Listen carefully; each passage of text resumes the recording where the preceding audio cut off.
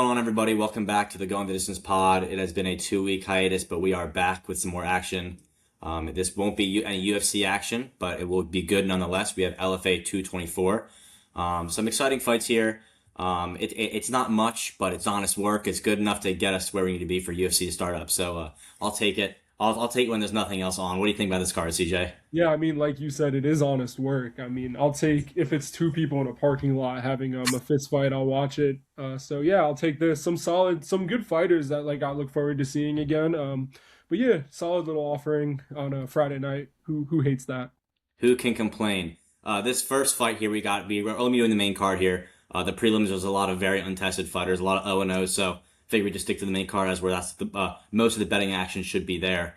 So here we go, the first fight at lightweight 155. We have Kanan Swanson, who is coming in currently at minus 130 against Jimmy Washington at plus 100. What do you got here?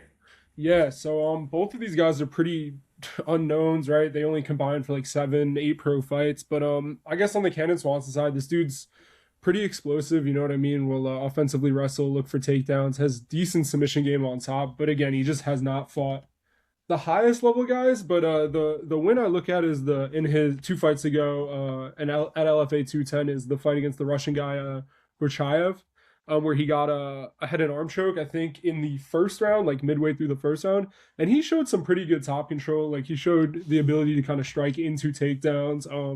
Pretty good power also. He definitely was backing Buchayev backing Buchayev towards the cage where he would shoot like low singles, low doubles. And he had a ton of success doing that. And it seems like he kind of just cooked him. You know what I mean? As the round went on, the forward pressure really got to Buchayev, and that was a nice little win. I mean, he was only 2-0, but like I watched some tape on him too. He wasn't horrible by any of the stretch of the imagination. Pretty good left body kick. The only concern for him is in his loss, he was KO'd in like under a minute. So he seems like kind of a live by the sword, die by the sword type of fighter. But like showed good submissions, good KO power. And then on the other side, I have a crazy hot take about Jimmy Washington. There's no footage available for him.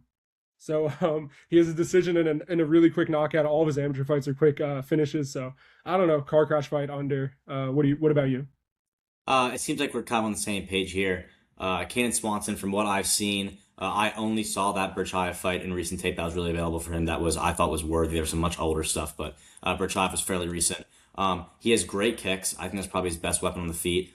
He has got some knockouts with his hands, but he has really great kicks, all different angles, both feet. He has shown some solid takedowns, some good power slam takedowns as well. This guy is freakishly athletic. He can get fairly aggressive with the hands as well. He has a good scrambles, good sub game. So beyond that free KO, he is pretty intriguing to me. And I do think this can't be a horrible spot for him. That being said, I agree with you. Don't know much about Jimmy Washington here. A lot of quick finishes on the amateur scene, undefeated there. That decision, that knockout as his pro record. From what I can see, I agree with you. I wouldn't take a side here. Of course, I like Kanan Swanson because I see tape and there are things to like, but I just don't like betting a money line when I don't know who he's going up against. So I would advise to steer clear of the money line. It's line close, so clearly Washington's bringing something to the table here. I agree that the under is the way to go. You can take the 2.5 if you want to have a good parlay piece, 1.5 if you want to get a little crazy. I will probably see a 2.5 under somewhere in a parlay for me for this one here. Next fight here, we got a women's fight.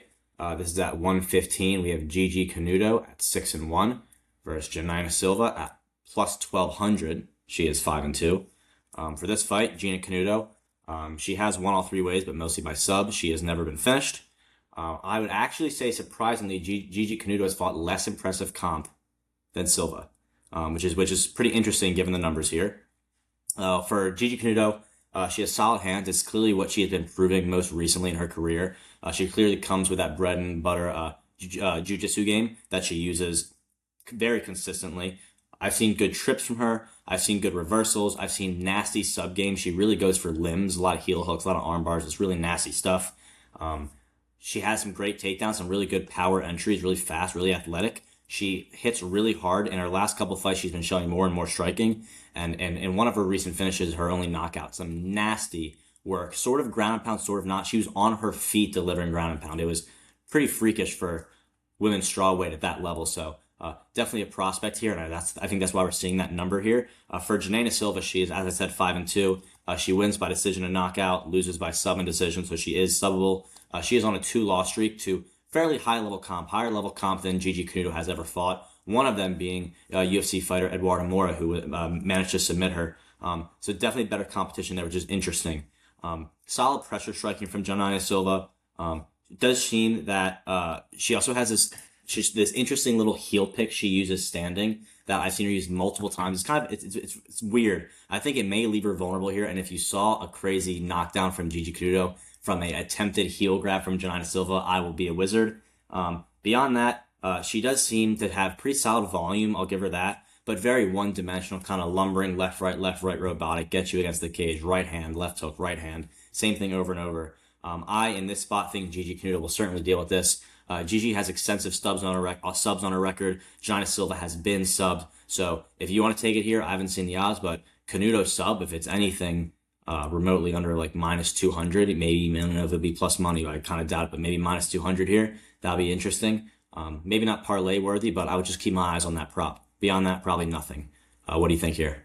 Yeah, so I agree. I think the line has kind of ballooned up like way too much. I mean, you never like this number in anything, let alone like LFA, women's MMA, two Brazilian girls. But yeah, I think I'm gonna have to agree. I think Gigi at some point gets the sub, but like not interested in this number whatsoever. And also Silva, like Eduardo Mora, I'm pretty high on in the UFC. She's had a interesting run, but like I don't think she's a horrible fighter. Also, she was huge for the division. Like if you watch that fight, the size difference was ridiculous. She was just kind of getting manhandled in the clinch and got taken down, got subbed early. I don't really hold that against her. And then her other loss, I think, is to the current LFA champ. So it's like lost to pretty good competition. But on the flip side, like Gigi's only loss is to that Russian girl who's like pretty good, right? Like 9-1 now, like really good. Like I don't want to say she's a man or anything, but yeah, very strong in the clinch. Also, she really struggled there. Some man-like tendencies, some man-like haircuts. So yeah, I don't know. I think Gigi sub would be how I would play it too. I just have a hard time thinking Silva keeps her offer. Seems like we're on the same page for the first two. We will check in on the next one here. We have the featherweight bout between Tanner Tremblay at minus 255, Shaheen Santana at plus 175. What are you thinking here? Yeah, so I guess we could start on the Santana side. He's pretty long for the division, tall for the division. You know what I mean? He like throws a lot of one and done strikes, like jab, a lot of front kicks, high kicks. But I don't know, man. I think he's just kind of a generalist, and I know you use that as a positive term a lot of times, but I don't think he's very good anywhere. Like he's got solid enough striking because of his size, but he's not super defensively sound. You know what I mean? He kind of keeps his head way up in the air, and I'm blanking on the dude's name. McCate, Chris McCate, is that his name? Yeah. So I actually think McCate's solid, right? He like face planted him in like the first 2 minutes. I was like, oh no. I think I had a bet on McCate in that fight, whenever that happened. But I was like, oh no. But yeah, it got sketchy. But then McCate just yeah. But McCate just took over, man, and he's a solid fighter, so no shame in that. But I think Tremblay could do kind of the same game plan of like strike to get into range. Santana really struggles in boxing range because of his like length. You know what I mean? And he will offensively wrestle himself, but his cardio looks pretty horrendous. Like after 7.5 minutes, the dude really falls off a cliff, and then he starts letting his back get taken, front chokes and all that stuff. And Tremblay, on the other hand, is just like a marauder, like Joe Rogan would say. Like dude comes forward, swings bombs. You know what I mean? I think he's a little bit better everywhere. Will get his own takedowns. I do think he subs Santana at some point in 2 or 3. But pretty solid fight. I'm looking forward to it. What about you? This one should be exciting. I actually circled this one as one that I'm excited to watch. Yep. Santana coming in at 9-4. He has lots of subs on his record. Lots. He does have a couple decisions, and he's lost all 3 ways. He has lost 4 of his last 7, so he's not been on too hot of a streak recently. Like you said, you can see in this picture, look at that leg. This guy is very long. And like you said, I did mention, the catching McCade early is wild, especially because this guy has no knockouts on his record. Yeah. Which kind of surprises me, to be honest with you, because he has a lot of dangerous standing techniques. He throws lots of knees. He's tall, knees up the middle, frequent, long arms, fast right hand straight. So no knockouts to me is kind of surprising. I will say, I do think that he does shine with his jiu-jitsu. He has a great back ride, which he loves to do standing. Really long legs that you can just wrap around you like a boa constrictor. Really impressive. He is game to strike, so he's not like one of those guys that you see that has tons of subs on his record and like it's just a frail mess on the feet. He is game to throw. And he does. He's definitely not like a world beater on the feet. He's not. It's not as good as his ground game, but he has shown some okay striking on the feet, fairly dynamic. Like I said, surprising with no knockouts. Tanner Tremblay on the other side, he's 5-0, all finishes, mostly subs, undefeated as an amateur, all finishes there. So pretty much a spotless record thus far. Very precise hands is what I noticed. Very precise shots. Dangerous in the clinch. He throws filthy knees in the clinch, like to the head. He'll kind of lean his opponent over and use that lean to throw knees to the head from a standing position. Kind of bent over a little bit. Pretty impressive there. He snags chokes. Tends to be a rear naked choke, but he snags chokes like very well. He has nasty ground and pound. Really uses the elbows well when he's there. I haven't seen a spot on this guy's record yet. I'm actually fairly interested in this guy's prospect. So I do certainly think that Tanner Tremblay is the play here. There is that existing sub threat from Santana, so if you want to play an under, that's a more conservative way to go about this. For me, it'll likely be Tremblay sub or inside the distance, if inside the distance is meaty enough for me. So that would be the way to play it here. Seems like we're mostly in agreement about this one as well. Up next, we have a lightweight bout. This one should be exciting as well. We have Ednilson Santos at plus 170, fighting Jose Ferreira at minus 250. For Ednilson Santos, he is 13-7-1. He's lost 2 of his last 3, 4 of his last 7. He has some losses on that record to not overly impressive competition. Guys who are like, I think it's a lot of like 8-4 losses there. So guys who are running like, half as many losses as wins he's losing to, which is not a great look, I will say. He wins all 3 ways, mostly by KO and decision. He loses by decision and knockout. He's never been subbed. Really good pressure striking. This guy is a banger. Walks forward, fairly low hands, and like he is a car crash banger. This guy. He has great hands. They are not too defensively sound, but great hands on attack. He has great body shots with the hands. Solid volume. The biggest note I see for this guy is very suspect takedown defense. Another note is that his get-up game seems very dependent on his opponent against guys who have a really shoddy top control game. That he seems to get up well, but against people who I think can control him well on the ground, I think he's gonna have a lot more trouble there. Seems to be a very preliminary get-up game. For Jose Ferreira on the other side, 13-2. This guy's won all 3 ways. He's a finisher. Both losses are by knockout. Interesting note here. This guy does seem to be like, he seemed to me to be a bit of a generalist. And I mean that in a good way this time. I mean in a good way. Lots of finishes. It seems like he's comfortable everywhere is what I mean by that. He was pretty solid on the feet, comfortable on the feet, great takedowns. When he's down there, good elbows, good ground and pound, subs on the record. So I don't have too many negative notes on Ferrer at this point besides those KO losses, which is certainly a threat here. Absolutely a threat. If you wanted to take a stab of the card here, I think stab of the card is probably Santos by knockout. I think you'd probably get some pretty good odds there. And to me, in terms of value, that could be prop of the week. This is a guy who filthy hands banger, likes to throw against a guy who's both losses by knockout. Underdog price times the prop, definitely would be juicy. If you'd ask me who I would pick to win this fight, I would pick Ferreira. I just think that the dog of the prop of the week could be Santos KO. Were I to play this myself, again, odds depending. The conservative play would be the fight to end in knockout to begin with. Ferreira KO, I think, is the logical prop. The long shot prop that would just have juice that could hit is Santos KO. But I definitely see someone going to sleep in this one. What do you think? Yeah, no, this is a banger too, like car crash of a fight. I mean, I actually am gonna take Santos here, which I know is a little scary. And the fight I kind of went back to was the Camuela Kirk fight. While he doesn't have like the power of Ferreira, and I'm pretty high on Kirk. Like he brought Esteban Ribovics back in the day during the pandemic to like a split decision, I think, right? Took rounds off of him, and it's like, yeah, he looked good in that fight. But he definitely looked pretty flat there. But Santos pretty much negated his grappling. Like I think Ferreira and Kirk shoot similarly, where it's not really singles and doubles. It's like more clinch work against the fence. And I actually don't think Santos's like get up game and stuff against the fence is horrible. So yeah, I just think he could bomb on him at range. Like that's definitely possible. Like dude's got huge power, like you were saying. But the only other thing is like if he was cast iron where it's like he hasn't been knocked out brutally and stuff, I'd be like, oh, this Santos home run. But like Ferreira has more than enough firepower to put him down. You know what I mean? So I think it's two guys that will just kind of bang it out on the feet. Ferreira definitely has the grappling advantage, but I'm not 100% sure he even goes to it.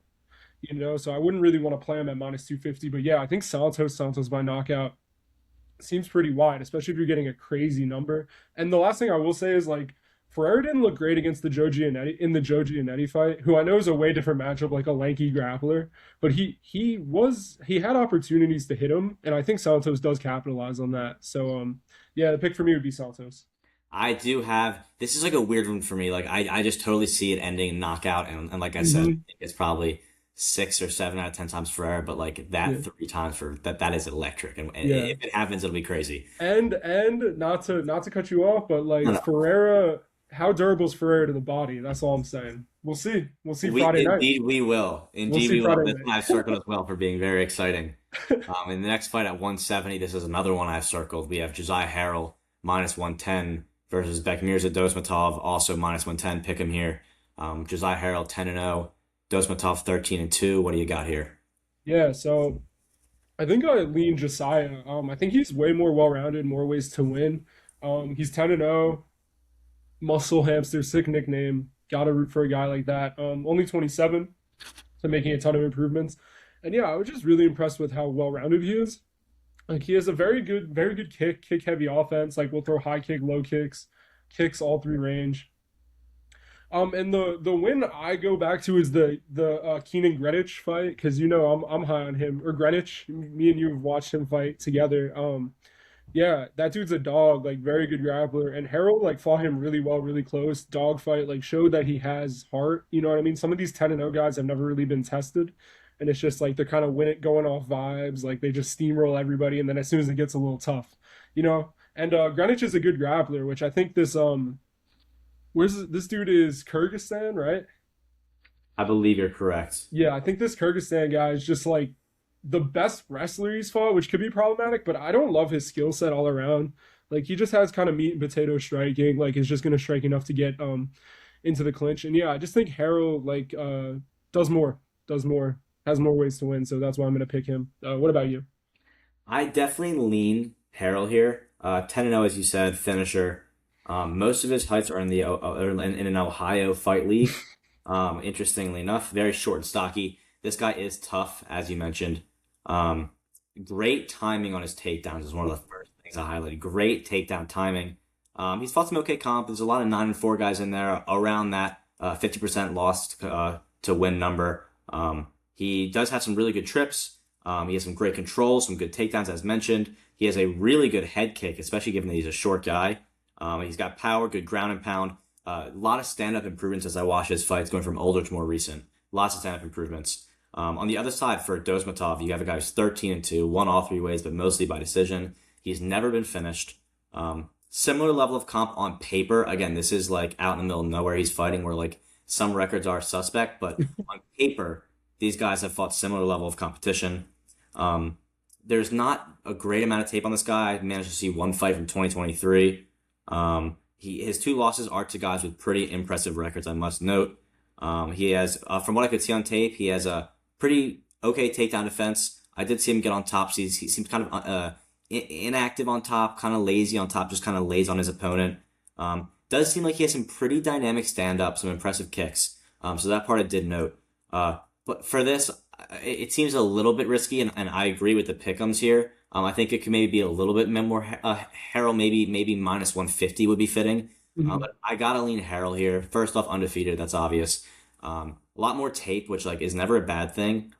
Perhaps a little more legitimate in those wins. You don't know. You just know his are. You know Harrell's wins are. He appears more well-rounded from what I've seen, as you mentioned. And lastly, I've seen his heart and I've seen his cardio with my own eyes on tape. I'm not saying Dosmatov doesn't have it. I just don't have proof that it's there. So for that reason, I gotta agree with you on Harold. That is the line I like. I also do like the over 1.5. I know a lot of times unders for LFA are juice, just given the nature of this promotion and the fighters on it. So I do think that over 1.5 might not be horrible. You might get it better than minus 180. So that might not be horrible to parlay. But I agree Harold is the side. Yeah, I think it was all three. I agree with you actually. Heavyweight main event. Beautiful. As it should be. In this one, we have Bilalov, we're gonna call him Bilalov. Yep. Arslan Bilalov versus Matt Adams. Bilalov we got at minus 450. Adams we have a plus 275. For Bilalov, he is 5-0. Whoa. Wait a minute. This copy wrong. He is 5-0, I believe, not 13-2. Oh This yeah, no sorry. problem. He is 5-0. He has won all three ways. He's a finisher. He has fought better competition than Matt Adams. He's got a 5-1 guy on there, a 7-4 guy on there. Much better comp. I will say he's in way better shape. I don't need to cite Matt Adams is a bit of a fatty. Matt Adams, don't sue me. You're a bit of a fatty. Looks like he runs away from treadmills and then sits on potato chips. For Bilalov, he just seems to be much more athletic. Good sub defense in his fight against Sehik. He showed some really good defense, really testy spots. Don't think that comes into play here, but it's just an interesting note I got. Good wrestling from this guy. Really sick takedowns. Last name, the prototype you're thinking. This guy's exactly that. That he's got that annoying top control, good takedown defense itself. I will say in the striking department, he does seem to be a bit robotic, sort of untechnical, and his striking defense sort of the same. This guy seems to resort to that wrestling game like a lot of people, well, a lot of fighters from that region do. He fits the profile, so not much needs to be explained about Bilalov. You know the type. Matt Adams, he is 5-1, wins by KO and decision. His one loss is by knockout. I believe it was his debut. Hmm. He's 3-0 in LFA. He's fighting up to this point very low level comp. Um, he, as I said, bit of a fatty. He does have supposedly a wrestling base. I have seen some okay takedowns. Like I said, he's a fatty, so his entrances aren't that fast.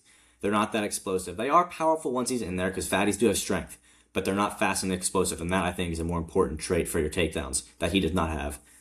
If he does manage to get you down, he can be a bit of a problem. He has good control.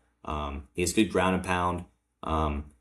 So surprisingly, um, I have seen a bit of like I saw him jump on the back and throw some hooks in a fight like fast. I was like, whoa, Crazy, throw some hooks in. crazy. But like I said, I don't think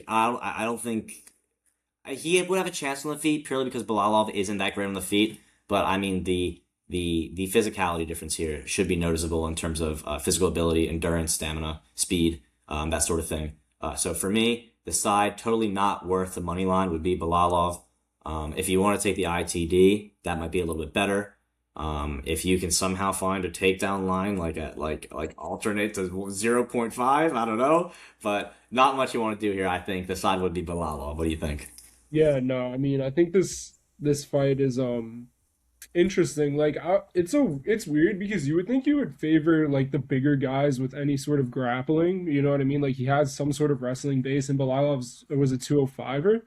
But like I just think little we always talk about it, little man skill, you know what I mean? Like a lot of times when the guys go up a weight class, maybe they don't necessarily win and they get out muscled, but they're usually better at certain skills. And I just think Belilov's went against people with better wrestling and was absolutely fine. Like you brought up that fight in UAE Warriors where his grappling was really tested, like showed good submission defense.